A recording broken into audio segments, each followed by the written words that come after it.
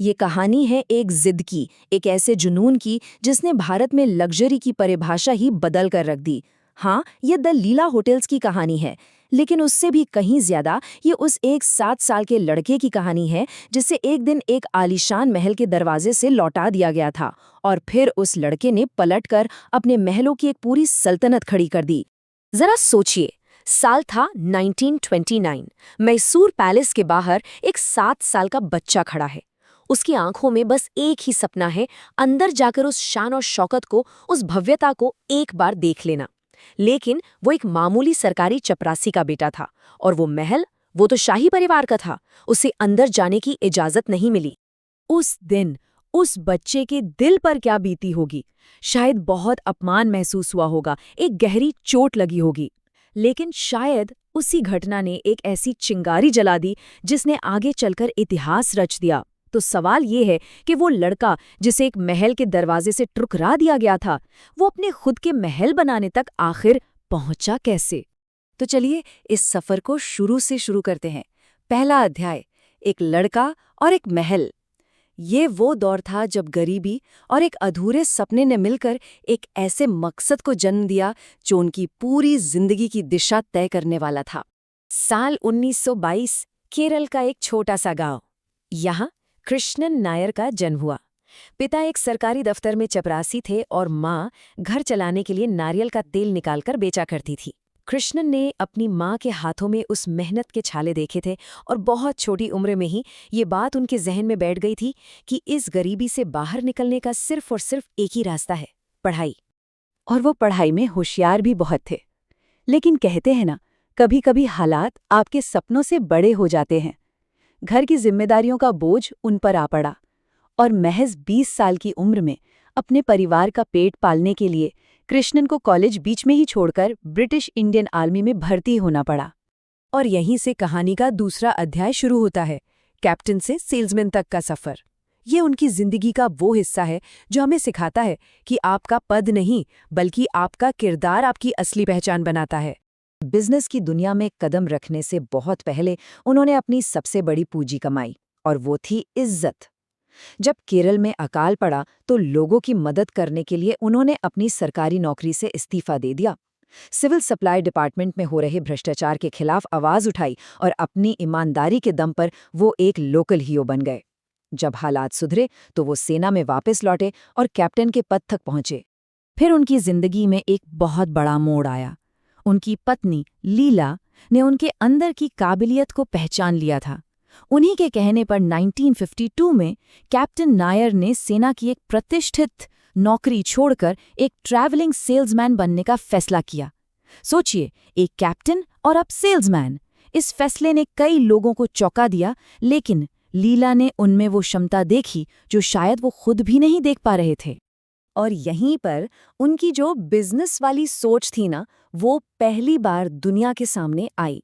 उन्होंने ब्लीडिंग मद्रास नाम का एक कपड़ा देखा। ये एक ऐसा कॉटन का कपड़ा था जिसके रंग तो बहुत चटक थे, लेकिन इसकी सबसे बड़ी दिक्कत ये थी कि धोने पर इसके रंग फैल जाते थे। अब किसी और के लिए ये एक डिफेक्ट होता, लेकिन कैप्टन नायर के लिए ये एक मौका था।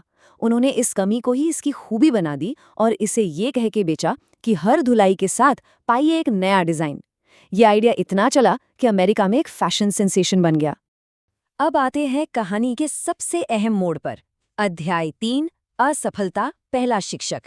ये उनके पहले बड़े बिजनेस के अर्श से फर्श पर आने की कहानी है और यहीं से हमें उनकी असली ताकत का अंदाजा होता है। 1964 में उन्होंने भारत की पहली लेस बनाने की फैक्ट्री लगाई, लीला स्कॉटिश लेस। उनका बनाया हुआ लेस लग्जरी का सिंबल बन गया। बड़े बड़े स्टार्स उसे पहनते थे। लेकिन 1979 में कुछ ऐसा हुआ जो उनके कंट्रोल से बाहर था। फैक्ट्री की जरूरी मशीनें टूट गईं और ठीक उसी समय सरकार ने विदेशी मुद्रा बचाने के लिए स्पेयर पार्ट्स के इंपोर्ट पर बैन लगा दिया। देखते ही देखते उनका चमकता हुआ कारोबार पूरी तरह ठप हो गया। और जब ये सब हुआ, तब कैप्टन नायर की उम्र थी 57 साल। सोचिए, वो उम्र जब लोग रिटायरमेंट की प्लानिंग करते हैं। उस उम्र में वो अपनी जिंदगी की सबसे बड़ी हार का सामना कर रहे थे। उनकी नेटवर्थ 0 पर नहीं थी, बल्कि नेगेटिव में जा चुकी थी। उन पर इतना ज्यादा कर्ज था कि उनका घर तक नीलाम होने की नौबत आ गई थी। ज्यादातर लोगों के लिए कहानी शायद यहीं खत्म हो जाती, लेकिन कैप्टन नायर के लिए नहीं। और यहीं से शुरू होता है कहानी का चौथा और सबसे हैरत अंगेज अध्याय, एक सपने का दुस्साहस। ये जीरो से दोबारा हीरो बनने की नहीं, बल्कि नेगेटिव से उठकर एक नया आसमान छूने की कहानी है। उन्होंने हार नहीं मानी, रातों रात अपना बिजनेस मॉडल बदला और रेडीमेड गारमेंट्स के काम में उतर गए। अपनी मार्केट की समझ और पुराने कॉन्टैक्ट्स का इस्तेमाल करके सिर्फ 12 महीनों के अंदर उन्होंने अपना सारा कर्ज चुका दिया और अमेरिका को गारमेंट्स एक्सपोर्ट करने वाले भारत के सबसे बड़े कारोबारी बन गए। अब वो 61 साल के थे और एक बार फिर पूरी तरह सफल। वो चाहते तो आराम की जिंदगी जी सकते थे, लेकिन एक दिन न्यूयॉर्क के आलीशान वॉल्डॉर्फ एस्टोरिया होटल को देखकर उनके मन में वो 54 साल पुराना सपना फिर से जाग उठा, महलों का सपना। और उन्होंने फैसला किया कि वो भारत में दुनिया का सबसे बेहतरीन लग्जरी होटल एम्पायर खड़ा करेंगे। अध्याय 5, हर मुश्किल के खिलाफ निर्माण। ये कहानी है 2 शानदार होटलों की और 2 बार दिवालिया होने के कगार पर पहुंचने की। ये दिखाता है कि सपने देखने से कहीं ज्यादा मुश्किल उन्हें हकीकत में बदलना होता है। उन्होंने अपना पहला होटल मुंबई के नए एयरपोर्ट के ठीक पास बनाने का फैसला किया। उस समय के एक्सपर्ट्स ने कहा कि ये बहुत बड़ी गलती है। झूठे आरोपों की वजह से महीनों तक कंस्ट्रक्शन का काम रुका रहा।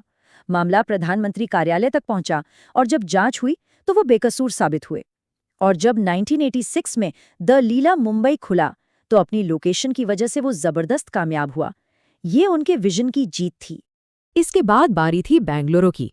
उनका सपना था ताज और ओबेरॉय के कुल कमरों से भी बड़ा होटल बनाना, लेकिन प्रोजेक्ट की लागत और देरी के चलते कंपनी एक बार फिर दिवालिया होने की कगार पर पहुंच गई। तब उन्होंने एक बहुत ही साहसिक फैसला लिया। इमरजेंसी फंडिंग जुटाई और होटल को फेजेस में, मतलब टुकड़ों में खोला, और नतीजा द लीला पैलेस बेंगलुरु का बेताज बादशाह बन गया। और अब हम पहुंचते हैं कहानी के आखिरी अध्याय पर। ये सिर्फ एक और होटल बनाने की कहानी नहीं है, बल्कि लग्जरी की दुनिया में अपनी एक ऐसी विरासत छोड़ने की कहानी है जिसे कोई भुला न सके, और वो भी भारत के सबसे मुश्किल बाजार उदयपुर में। अब देखिए, उदयपुर में मुकाबला दिग्गजों से था। एक तरफ 2700 साल पुराना संगमरमर से बना ताज लेक पैलेस और दूसरी तरफ दुनिया का बेस्ट होटल कहा जाने वाला ओबेरॉय उदयविलास। इन 2 महारथियों के बीच एक नए होटल के लिए जगह बनाना लगभग नामुमकिन था। यहीं पर कैप्टन नायर ने अपनी सबसे चतुर चाल चली। उन्होंने एक लाइटिंग एक्सपर्ट को हायर किया और उसे सिर्फ एक काम दिया। रात में द लीला पैलेस ऐसा दिखना चाहिए कि ताज होटल में बैठे मेहमानों की नज़र झील के पार सिर्फ इसी चमकते हुए नगीने पर पड़े। और ये आइडिया कमाल कर गया। तो ये थी एक कैप्टन की यात्रा। 1922 में गरीबी में जन्म से लेकर 57 की उम्र में दिवालिया होने तक, फिर 64 की उम्र में पहला होटल खोलने से लेकर 92 साल की उम्र में 15,000 करोड़ की एक वैश्विक विरासत छोड़कर जाने तक का सफर। कैप्टन नायर कहा करते थे, असफलता एक कॉमा हो सकती है, लेकिन ये कभी फुल स्टॉप नहीं होती। उनकी जिंदगी इस एक लाइन का सबसे बड़ा सबूत है। ये कहानी हमें सिखाती है कि हालात कितने भी बुरे क्यों ना हो जाएं, अगर जिद और जुनून हो तो